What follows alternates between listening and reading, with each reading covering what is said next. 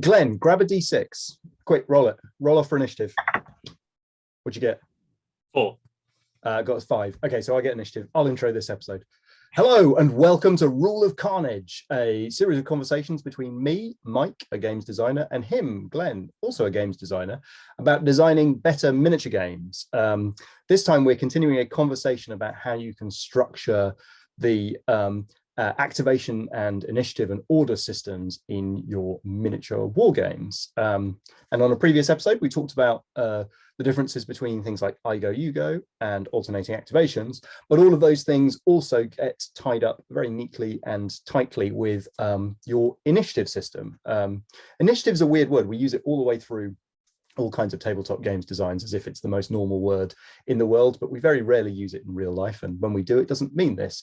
But initiative means, of course, who goes first? In what order will we do our things? And from playing board games, we have a very normal way of doing this, which is let's both roll a d6. Whoever gets the highest roll gets to go first. But Glenn, are there some other ways of resolving player order? There's a whole bunch of ways of resolving when you get to activate something, how many times you get to activate something, and the order in which we get to activate something. There are ways of deciding player initiative, and there are ways of deciding unit initiative, and all sorts of wonderful goodness. I think we'll start with some of the larger overarching ideas of the way initiative gets worked out, and then we can break down into smaller and smaller and smaller parts of tweaks and elements and ways of doing these things. So on a very, very basic level, the most obvious way in which initiative gets passed back and forth between players is static initiative. I go first, you go second, I go third, you go fourth, and we pass back and forth, and there's never any variation between that. And you know what? There's nothing wrong with that system, although it sounds definitely good default. Route one basic thing in the world. It's predictable, it's reliable, people get to pre-plan things, organize their thinking, and there's nothing wrong with just saying, you know what, we take turns.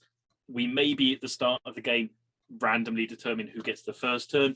We might base it on who's got the biggest force. Quite a few games say if you're 1 point under the number of points you're allowed to spend, you get the first turn. And so people start spending exactly 2 points under, and get a little meta game of how much it costs. So whilst you're diving into that, let me just give a brief taxonomy. I think there. So I think in terms of initiative systems, we've got the random initiative system that we discussed first. Then we've got the bought initiative system, which is I can make some purchase to buy that. And I think what you're describing there, which I think occurs in X-Wing, is it's almost like a bid system. It's like I don't buy initiative, I bid for initiative. And then I think the last thing is earned initiative, which I'll use that term because I essentially mean your decisions during the game in some way impact your initiative. And I think that for me is a slightly underused one of them. And then they intersect nicely with the sort of activation structures that you've chosen, whether that's an I go, you go, an alternating activation, or a chit pull. So again, as I say, the static version of passing initiative back and forth is that in some way the order is determined at the very beginning of the game during setup, and then it never alters throughout the rest of the game. And we can determine that initial order randomly, as you say, or by paying for that first turn or whatever else it is. But once it's set, it stays in play.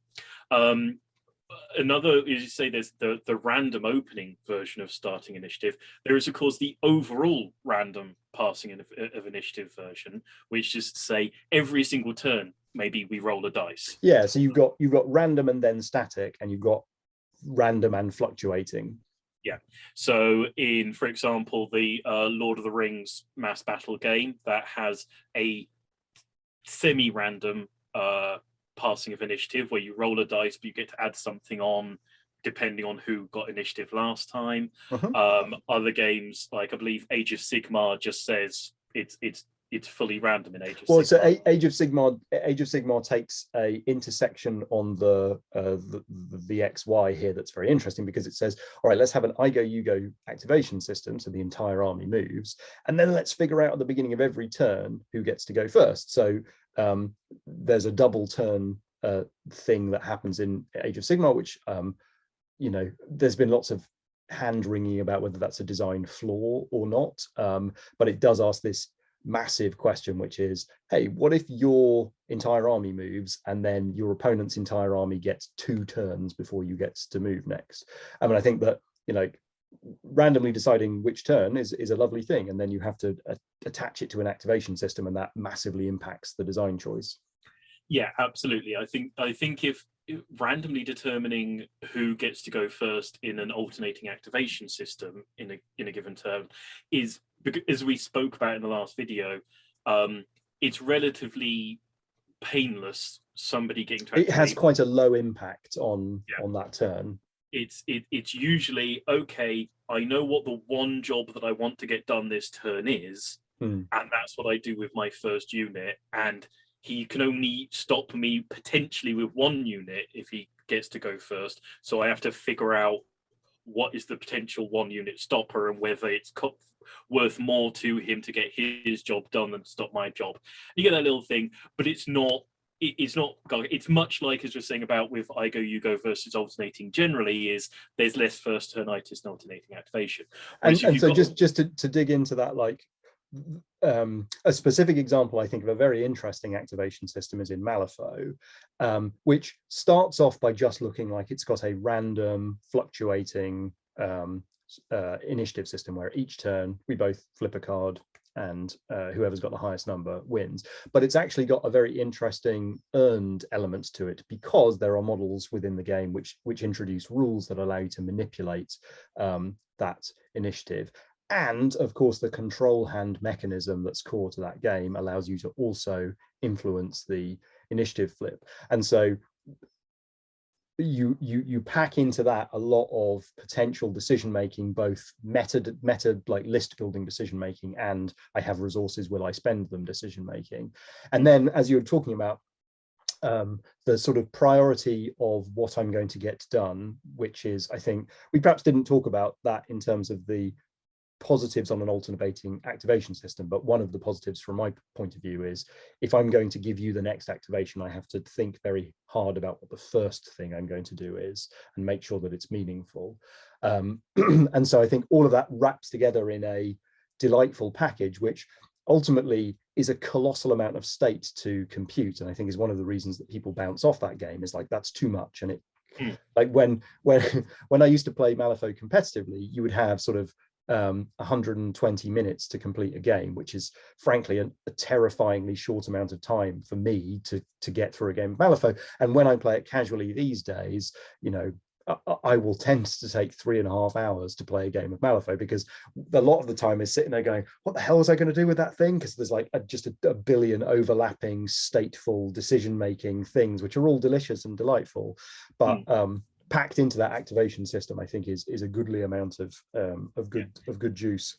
I mean, fundamentally, whenever we say sort of random, I would think, and I would hope, that any given game and any given design is going to have ways in which randomness is mitigated and tweaked and played with. And if you've got a random initiative activation system within your game, you can include whatever tweaks the rest of the randomness in your game into that. So, you know, A Billion Suns is an excellent example of this, where you decide initiative by rolling a d12, but you can pay command tokens to make it a d10, which is therefore more likely to, because in A Billion Suns, lower rolls are better, beat the d12, and then you can pay for a d8 and a d6. And if you really want to get things done, you can pay for a d6 against their d12, and you'll almost certainly beat them. But games that use higher rolls are better, like normal people, could always do that in the opposite direction. So there's always there's an interesting version of bought initiative. Just as you were talking there, I'm reminded of, I think it's certainly the very earliest version of Epic, Space Marine, where entire armies have like command values. I think that's what they're called. So like Space Marines just just tend to go first compared to orcs, and so you expect then that the designers have carefully balanced those forces so that orcs get more troops to offset the fact that they rarely get to move first and therefore are probably getting partially shot off the table. But I think that's also it feels quite old school because it hasn't been introduced in many modern games, but I think it's perfectly reasonable to say, hey, are elves just smarter tactical thinkers than goblins, and therefore often get to move first and have an influence on the initiative system? Yeah, so as we were sort of slightly alluding to there, I think if you've got a random activation system with an alternating activation, the cost is arguably quite low. If you've got random activation within an I go, you go system, bear in mind that a player's ability to sort of punch whilst keeping their guard up is going to be a huge amount of what defines success within that given game. And if people don't wrap their head around it, it's going to absolutely drive them mad that that's one of the parts of the game. If they lean into it, they'll love it. And I think when we talk about Age of Sigmar, I think one of the things about Age of Sigmar is that there are people coming off of Fantasy Battle playing Age of Sigmar and then putting that as one of the big parts of the strategy of the game to people who came off of Fantasy Battle is an almost cruel thing to have done to it's challenging. It is certainly challenging. So I guess this will be a sort of bit of a side shoot here, but as we're thinking about random fluctuating activations and the moment of handover, I think one thing that we've been dancing around for the last couple of conversations is activation systems in which the number of units that you are able to activate in a row is unpredictable. And so this is sort of, it cuts a little bit back to the psychology of your troops and the sort of the emulation of unreliable battlefield conditions, or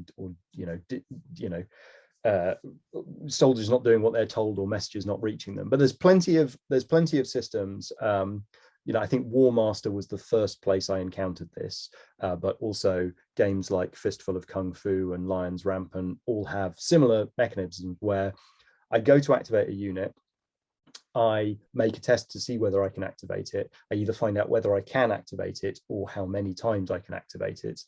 In the case of this is not a test, it's more how many times can I activate it.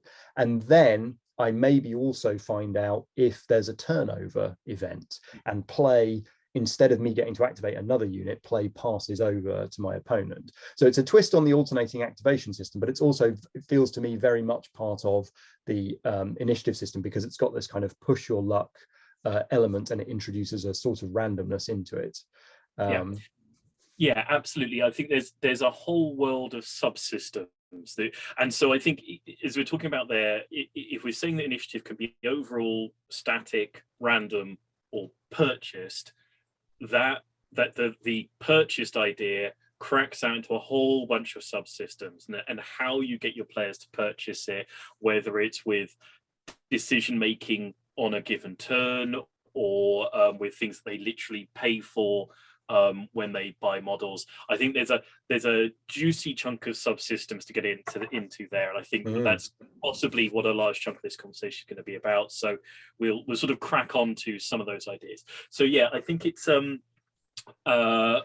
song of blades and something. Yes, where they use this sort of push your luck system of chaining activations.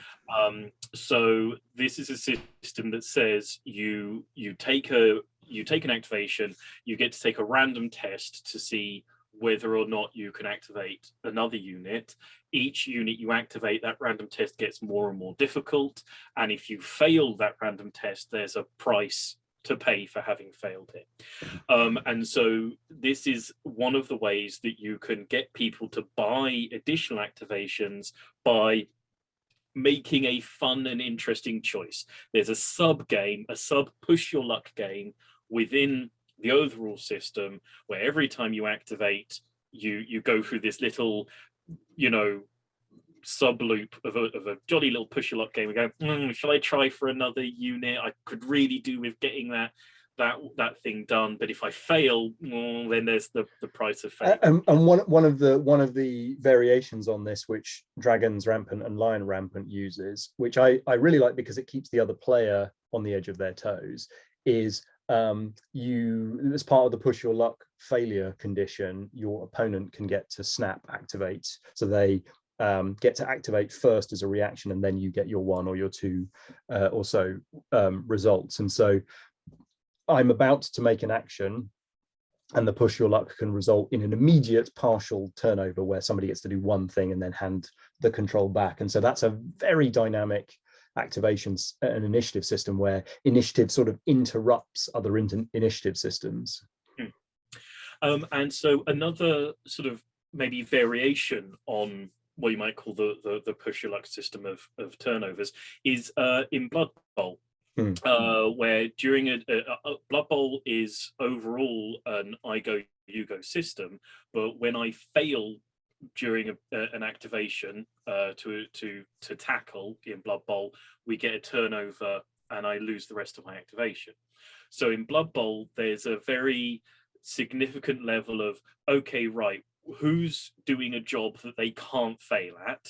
They all do that job first. Next, who's most capable of doing the job that they're going to do, and which job do I most want to get done, and where do those two things intersect? Right, that's my next activation. And then where do I go? Okay, should I go with the guy who's really capable but what he's doing doesn't really matter, or should I go with the guy who's completely incompetent but I absolutely positively need to get that done? I think you've described aptly why that game is such a diversive game, and that some players are like, that is like the creamiest Stilton of decision making at the table, and other people are just like, oh, this is so frustrating and I hate every moment. Well, it's one of those games. One of the reasons I can't get on with it is because I'm an impatient person and I get overexcited about the thing I've been thinking about doing while the other person's been taking their turn.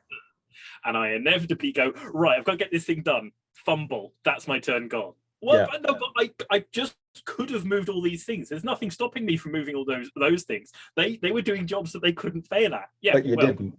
You shouldn't have gotten too excited and think that the game was fun, should you? But yeah, no, totally. And I think that highlights one of the critical elements, of course, always with these things, which is like, as we're enumerating these incredibly exciting and interesting ways of manipulating the turn structure, it always comes back to that central question of like, what kind of experience am I trying to create? For which players am I trying to create my game? Like, you have to filter all of that through this. But let's continue, because there are many mores. Yes, yeah, I often feel that Blood Bowl is for people who eat the thing on their plate they like least to reward themselves with the delicious thing at the end of the meal, rather than people just go, right, I'm starting with the steak, and then we can work towards the peas as we go through the meal. Yeah, so other purchased versions of working through activations.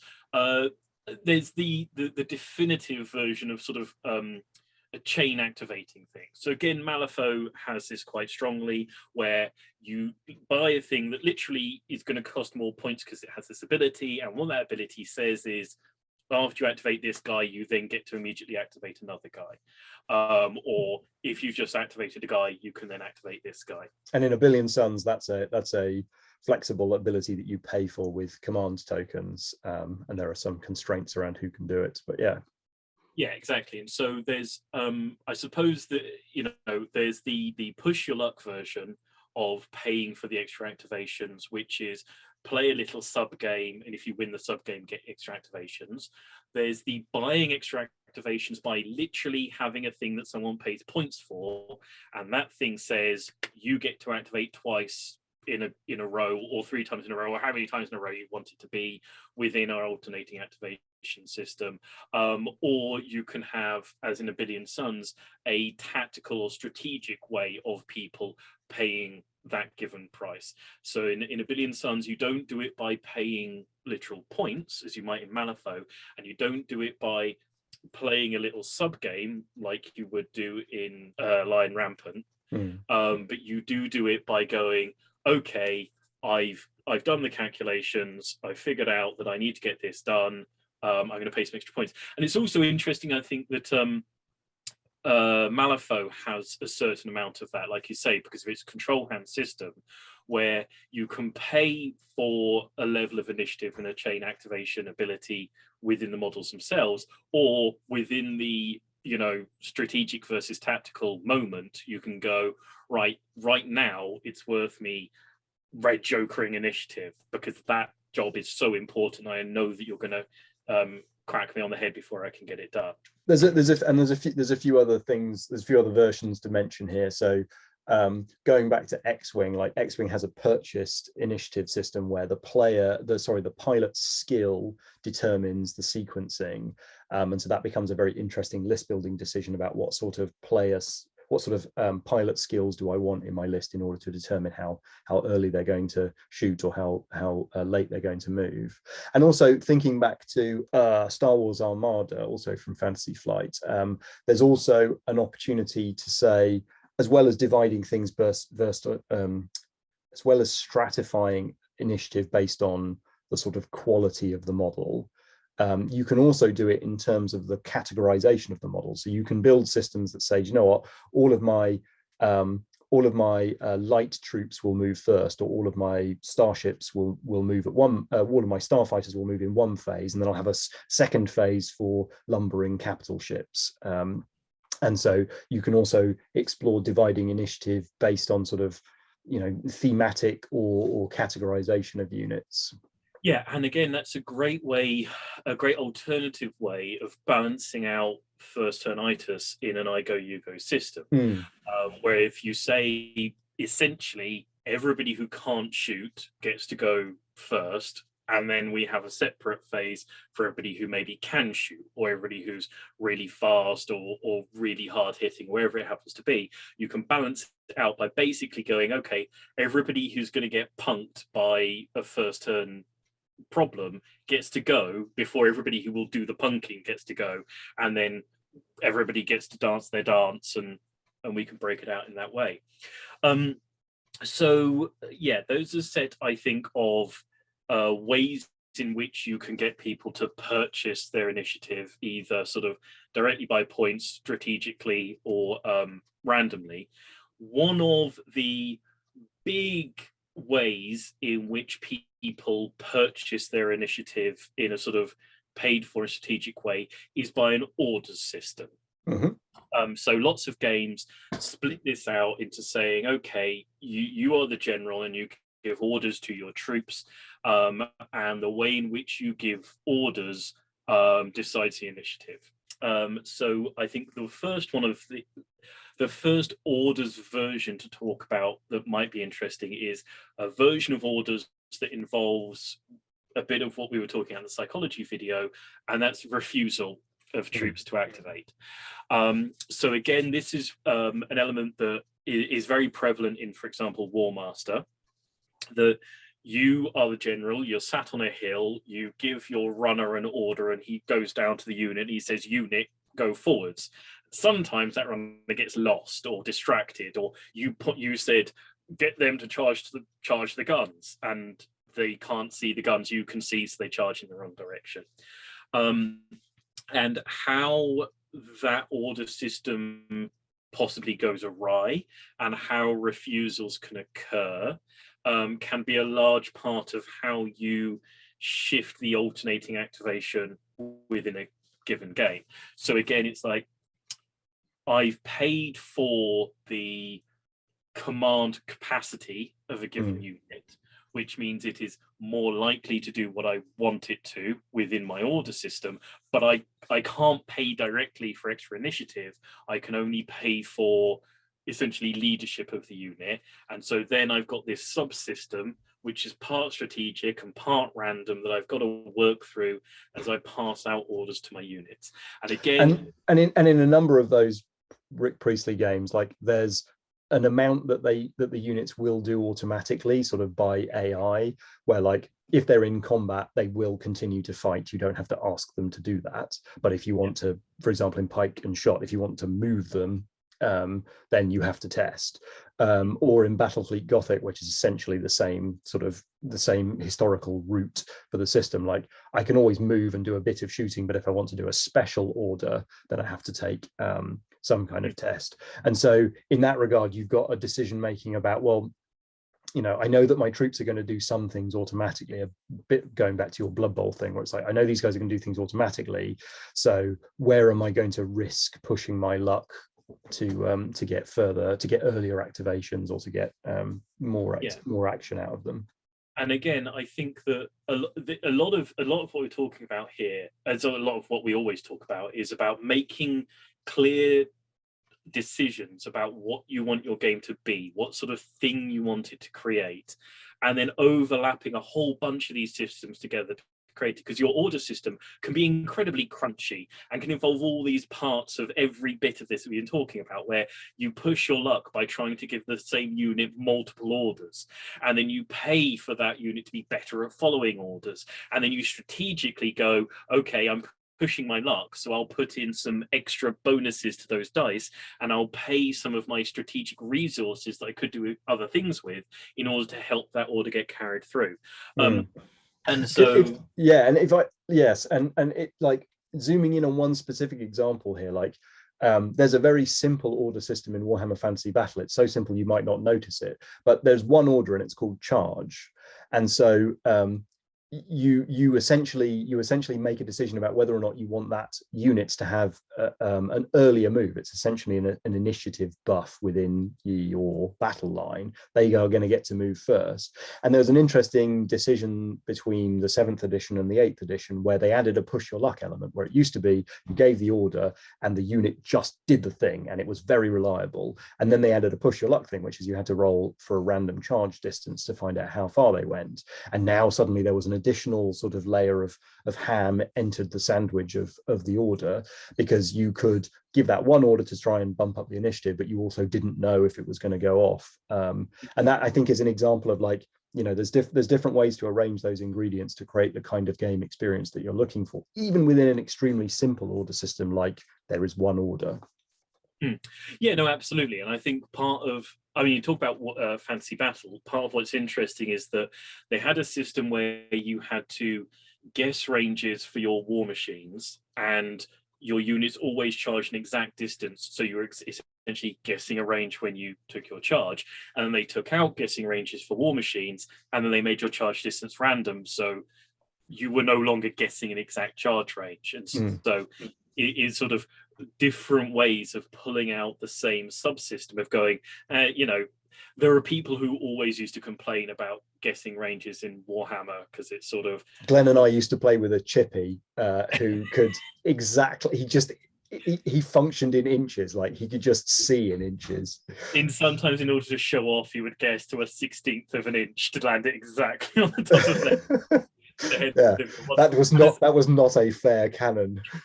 Yes, and some people essentially got bonus points when they bought their army because they were better at guessing ranges. And as I have heard somebody mention before, it's like, what the hell? You don't have to run up and dunk a basketball when you enter into close combat. How come I have to guess ranges when I fire my cannon? It's like, why do I have to have a personal physical skill when everything else is based on tactics and dice rolling? Oh yeah, that's a good put a pin in that. More personal physical skills in war games.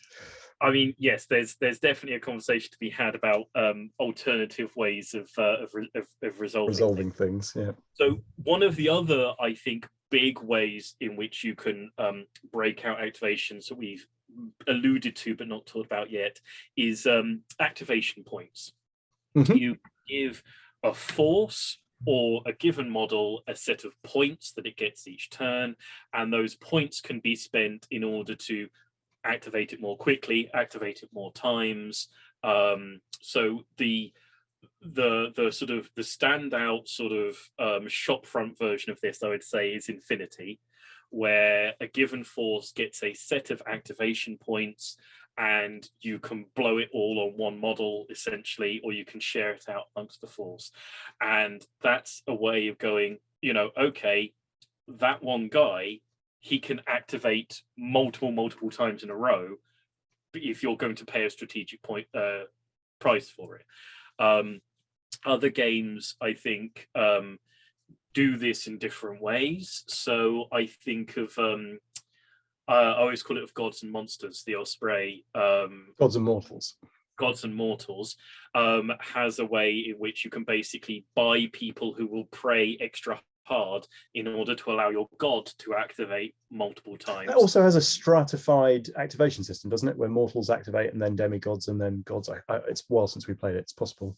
It has a wealth of stratification, and that one is it has bought things that make you better at pushing your, because it's a push your luck activation system, and bought things make you better at pushing your luck and give some things extra activations, and then it's all stratified out as to not just who can activate when, but who can effectively fight who. So it has a whole bunch of layered bits and pieces that interact in quite sort of odd little sort of quite novel ways. Yeah, absolutely. So you can give a force activation points that the force can buy with points, or models can come with their own activation points that they can either bring themselves or they can pool into the force. And you can have a system where you go, okay, now we bid activation points, to see who gets to activate first, and this guy's got a stock of activation points, so he can afford to bid for one very early activation, or he can wait till later in the turn and do loads and loads of stuff. There's a whole bunch of ways that you can create.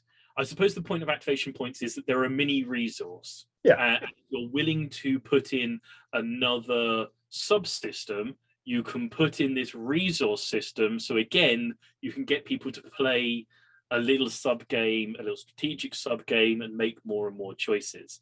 And I think all of this is about, okay, what price of time spent thinking and weight of calculation am I going to ask my players to pay, and what reward am I going to give them for that? And all these are all choices you have to make, I think, as you're piling these subsystems on and making them interact and making sure that there's juice in the squeeze. So one other element, just to sort of turn this round a little bit, that's worth just, I guess, covering in a couple of points is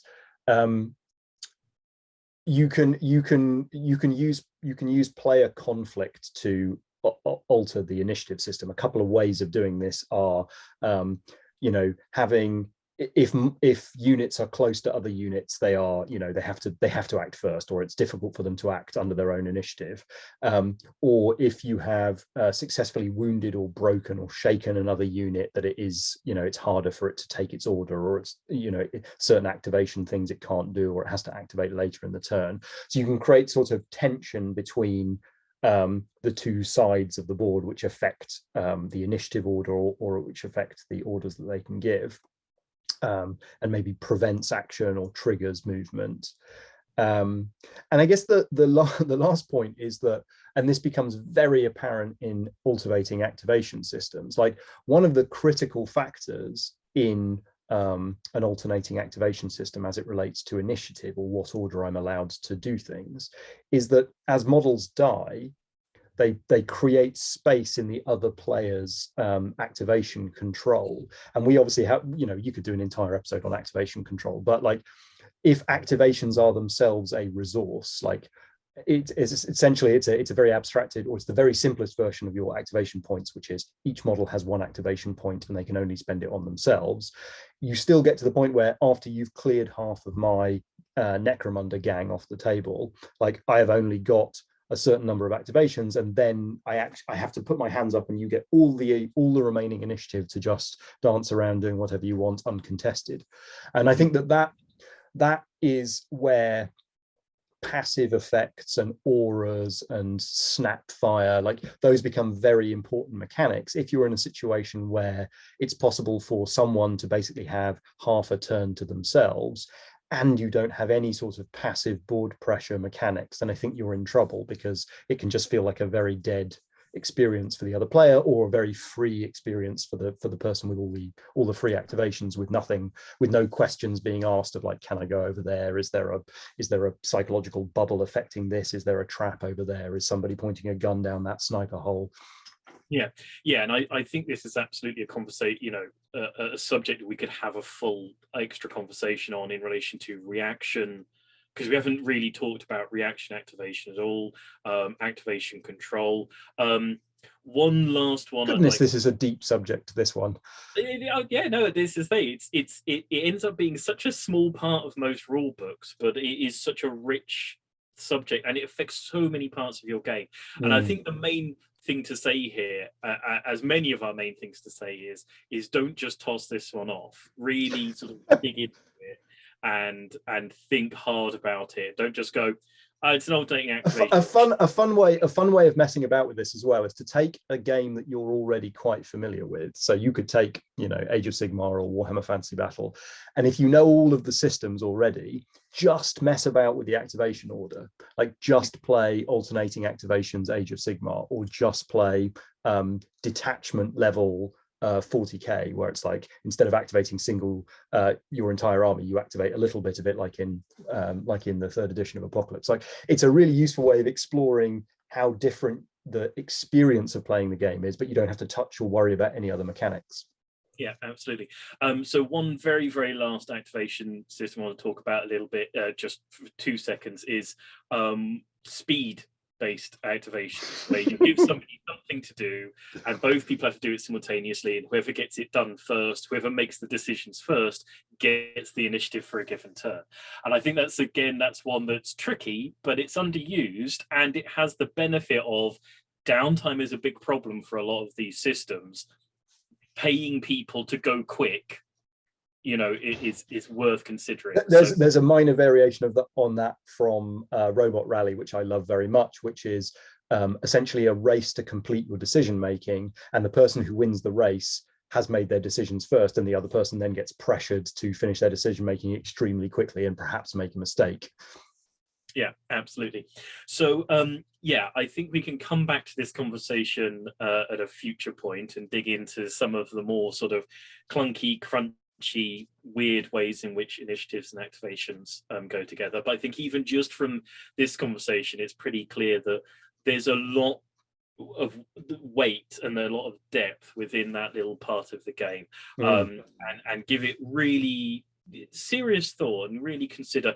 And remember that whichever one of these systems you pick, whichever one of these systems that overlap and integrate and click into each other you choose, that you can open up a whole different design space, a whole path of design that you can slot into. As soon as you pick one of these systems, and you give options to buy your way into different parts of it, you've then got that design space of, okay, well, how do they buy it? What do they buy? Does this force buy a random push your luck system, and this force buys a dead solid, will be definitely able to do it?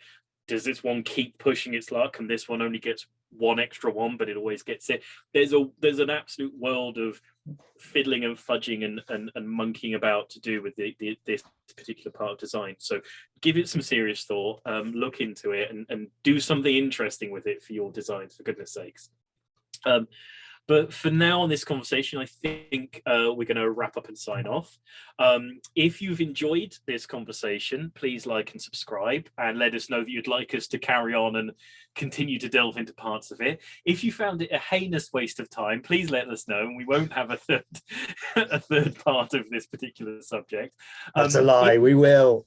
Yeah, we will. We don't care. We'll chat about anything. If there are ways of paying out initiative, there are definitely the ways of paying out initiative that we haven't got into this conversation.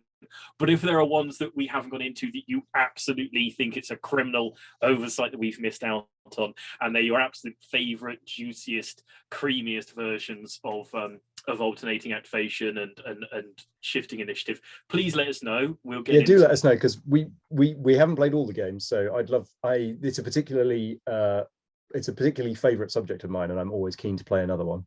Absolutely. And you can play so many games, you can read so many games, and you can only hold a subsection of either of those in your head during any given conversation. So I'm sure we've missed something out. Let us know what your favorite example of these systems is. Let us know what your favorite game that does it is. Let us know which sub crunchy thing that we've missed out that you think we've most horribly because we've overlooked. missed out the whole like card ordering thing that you get in Conan's Yeah, board game, and that one with the crazy sci-fi miniatures.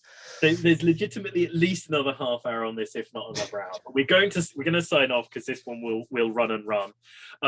So yes, thank you for watching. Please like and subscribe. Drop comments in the comment section and look us up on social media. But for now, we're going to have to sign off on this one and say goodbye for now. So, Bye bye for now.